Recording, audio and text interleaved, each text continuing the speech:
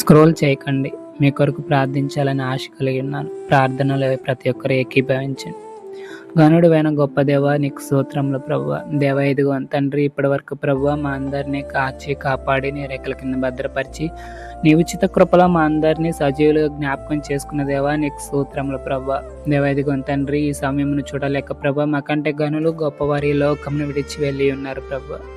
అయినను ప్రభువా, సజీవ లెక్కలో మమ్మల్ని మా అందరినీ జ్ఞాపకం చేసుకుని నీ కృపలో బలపరిచినందుకు నీకు స్తోత్రములు ప్రభువా.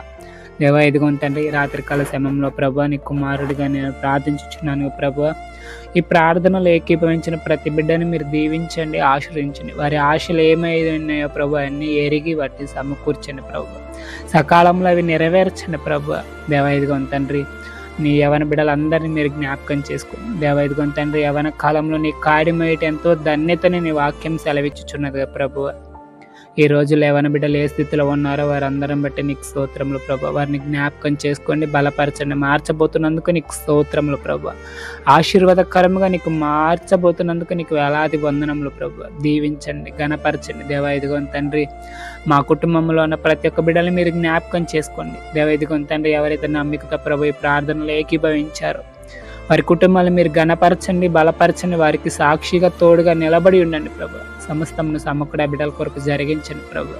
మా తండ్రి నజరేయుడైన యేసు నామములో అడుగుచున్నాను తండ్రి, ఆమేన్.